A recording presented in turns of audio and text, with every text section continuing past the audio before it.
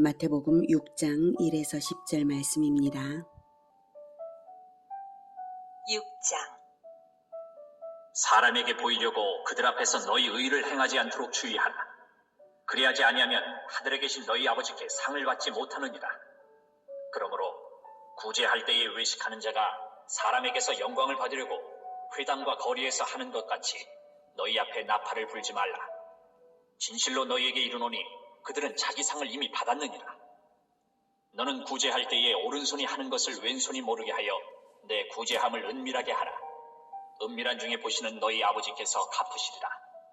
또 너희는 기도할 때에 외식하는 자와 같이 하지 말라. 그들은 사람에게 보이려고 회당과 큰 거리 어귀에 서서 기도하기를 좋아하느니라. 내가 진실로 너희에게 이르노니 그들은 자기 상을 이미 받았느니라. 너는 기도할 때에 내 골방에 들어가 문을 닫고 은밀한 중에 계신 내 아버지께 기도하라. 은밀한 중에 보시는 내 아버지께서 갚으시리라. 사랑하는 형제 여러분, 4월 9일 토요일 새벽 묵상에 오신 것을 환영합니다. 예수님께서 새 시대의 새 기준을 왕으로서 입법하신 것이 산상수훈입니다. 마태복음 5, 6, 7장이 그것이죠. 천국의 최종 신뢰는 재림 때에 나타내실 것이고 그 약속을 믿는 자들에게 법으로 주신 것입니다. 이 법 산상수훈을 지키는 자는 예수님의 백성이고 천국을 가진 자입니다. 하나님은 왕이시고 하나님의 독생자이신 예수님도 왕권을 받으셨습니다. 우리는 그 백성이고 자녀입니다. 우리가 누구에게 상을 받아야 하겠습니까? 왕에게 상을 받아야 합니다.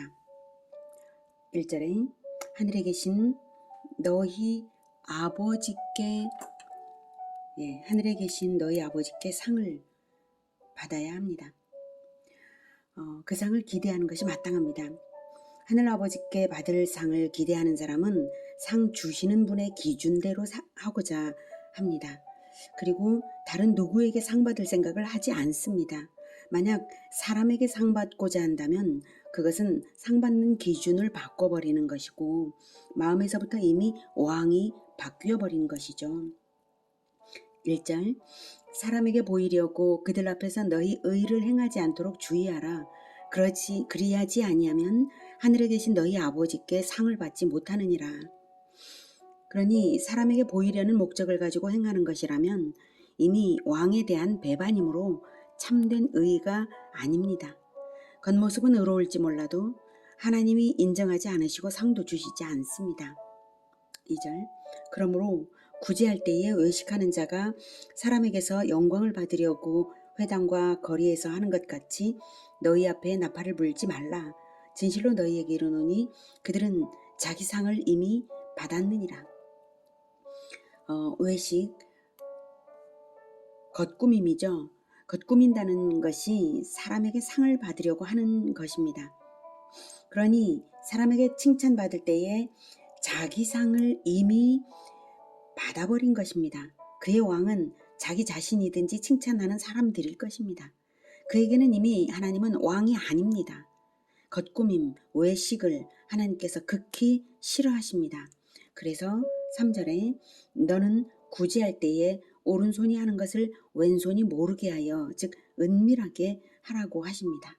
은밀하게 해도 아버지는 아십니다. 아버지는 은밀한 중에 보시기 때문입니다.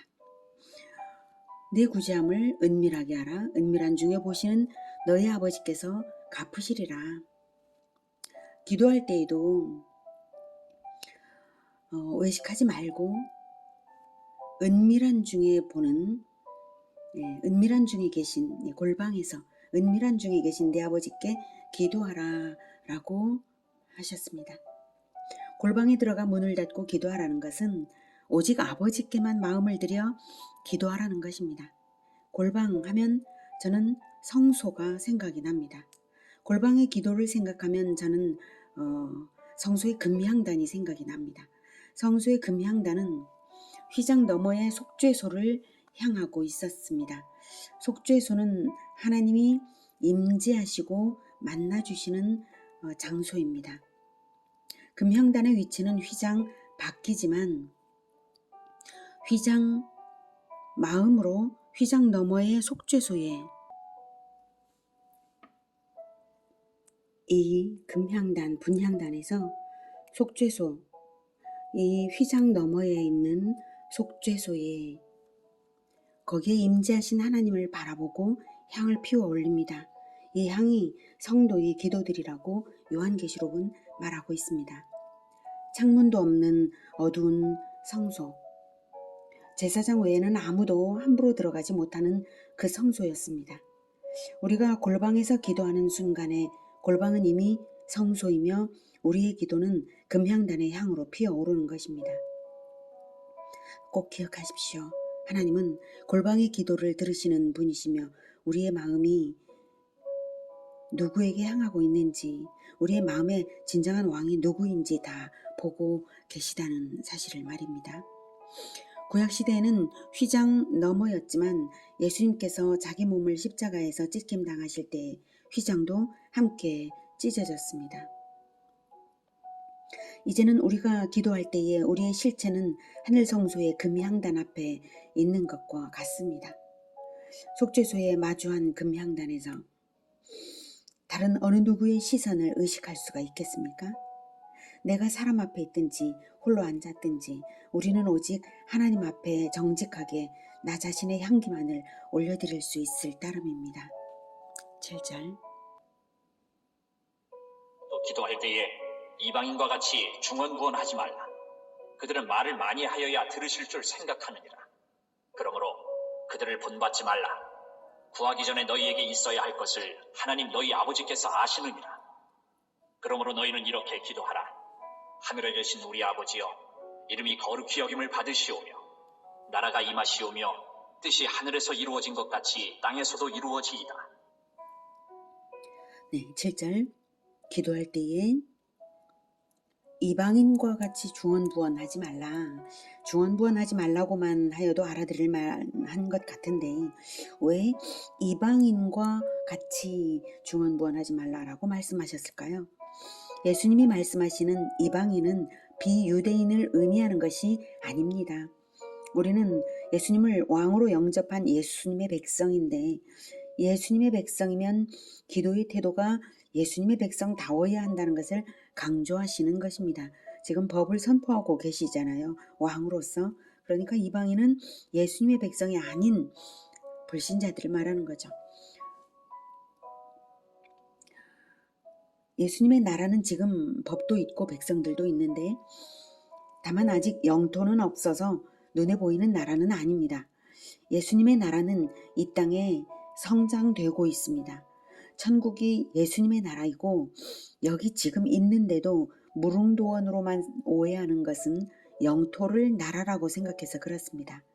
나라는 왕과 법과 백성이 있는 것을 나라라고 합니다. 영토는 나중에 새 하늘과 새 땅으로 주어집니다. 예수님이 천국의 왕이고 우리는 천국 백성입니다. 예수님을 구주로 영접한 자에게 천국이 임한 것은 분명하지만 완전한 시련이 새하늘과 새 땅을 받기까지는 유보되었습니다. 구원이 유보되었으니 심판도 완전한 최후의 심판은 유보되었습니다. 이것은 택한 자가 모두 회개하기에 이르기까지 기다리시는 하나님의 섭리에 의한 것입니다. 심판이 완성되고 구원이 동시에 완성이 될 것입니다. 완전한 천국은 재림 때에야 도래하지만 천국의 법은 이미 주어졌습니다. 산상수훈이 그것이죠. 산상수훈은 재림 때까지 지킬 천국 백성의 삶의 규범입니다. 아니 영원한 규범이 되죠. 재림 때까지만이 아니라요. 네. 천국 법이 이미 주어졌으니 그것을 받는 사람은 이미 천국 백성입니다. 영토만 아직 없을 뿐이죠. 그러면 천국 법을 받는다는 것은 무엇인가 하면 예수님을 왕으로 영접한 자입니다. 즉 왕을 받았으니 왕의 법을 받은 것입니다. 그러므로 산상수훈은 실행의 공로로서 천국을 들어가는 것이 아니라 천국 백성이기에 주어진 것입니다. 정말 은혜로운 일입니다. 태어나고 보니 복지국가에 태어난 아기처럼 아직 법을 몰라도 국민은 국민입니다. 구원받았기에 법이 주어진 것입니다. 그렇다면 지켜야 할 의무가 있습니다. 아기였을 때는 스스로 지킬 능력이 없지만 자라나면 법을 지켜야만 한다는 것을 누구나 알죠. 법을 지키지 않으면 복지국가의 국민으로서 혜택을 누리지 못하고 결국에는 감옥에 들어갑니다. 무슨 뜻인가요? 왕을 영접하여서 왕의 백성이 되었으면 왕의 법을 배우고 지켜서 마침내 도래할 천국에 들어가는 것을 고대하며 살아야 하는 것이지 왕의 법을 무시하고도 살아있는 믿음이라 할 수 없다는 것입니다. 그런데 성도 스스로의 인격과 힘으로는 다 지킬 수 없다는 것도 우리는 압니다. 이 간격을 어떻게 해야 할까요? 그래서 예수님께서 산상수훈 첫머리에 심령이 가난한 자는 복이 있다고 하신 것입니다. 스스로는 결코 왕의 법을 다 지킬 수 없음을 자각하되 법 지키기를 결코 포기할 수 없어서 주님을 간절히 붙드는 마음, 그래서 오직 예수님의 공로에 의지하며 산상수훈의 기준을 포기하지 않고 줄기차게 따르는 그런 자세를 가져야 합니다. 넘어져도 일어나고 또 일어나며 따라가는 표대를 바라보고 가는 마음입니다. 그러고 보면 우리가 사람의 눈에 보이려고 외식적인 구제, 외식적인 기도를 하는 순간 이미 예수님을 놓쳐버린 것이고 가난한 마음도 스스로 버린 것이고 사람들의 칭찬으로 배를 불리려고 한 것이니 천국에서 멀어졌습니다. 그렇게 예수님은 천국 백성들이 가난한 마음을 가질지언정 외식은 기필코 버려야 함을 강조하신 후에 이제 올바른 기도의 모범을 가르치십니다. 먼저는 말을 많이 해야 들을 줄로 들으시는 것이 아니라 아버지이심으로 들으시는데 우리에게 있어야 할 것을 미리 알고 계시다고 합니다. 그러니 필요를 위해서는 차라리 기도를 길게 할 것이 없다는 말씀을 하시는 것이죠. 구하기 전에 이미 아시는데도 기도해야 하는 이유는 부모와 자녀 간의 교제 그 자체가 중요하듯이 기도 생활 자체가 중요하고 기도 생활 그 자체를 통해서 영육의 양식이 공급되기 때문입니다. 부모 자녀의 교제 자체가 살아가는 힘이 되는 것이죠. 마찬가지입니다. 그리고 나서 기도의 시범을 모범을 보이십니다. 그것이 우리가 아는 주기도문입니다. 그러므로 너희는 이렇게 기도하라. 문자적으로 똑같이 이렇게라는 것은 똑같이 문자적으로 라기보다는 모델로서 마인드와 내용과 순서 등을 제시하신 것입니다. 하늘에 계신 우리 아버지여. 맨 처음에 올바른 대상에게 기도하죠. 하늘에 계신 우리 아버지십니다. 하나님의 위대하심과 그분과의 친밀성이 나타나는 표현이죠. 하늘에 계셔서 참으로 위대하시고 그런데 그분이 우리 아버지십니다. 우리 아버지여라는 하나님의 호칭은 구약시대에는 거의 사용한 예가 없는데요. 예수님께서 본격적으로 사용하셨습니다.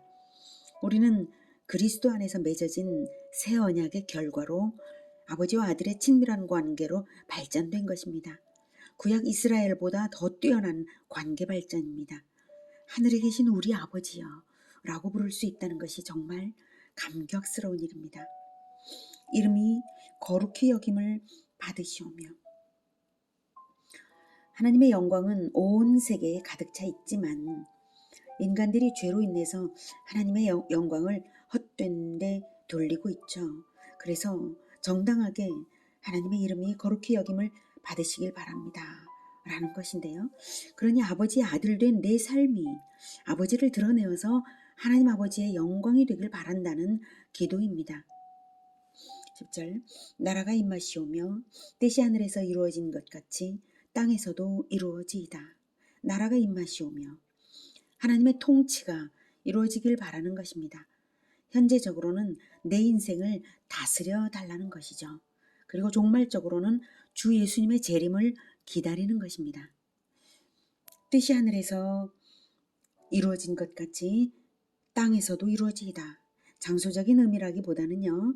하늘과 땅은 하나님의 뜻에 완전히 순종하는 세계, 하늘과 하나님의 뜻을 거스르는 죄악된 세상, 땅을 대조해서 이 땅에서의 하나님 나라 완성을 간구한 것입니다. 나라가 임하시오며의 설명이죠. 네.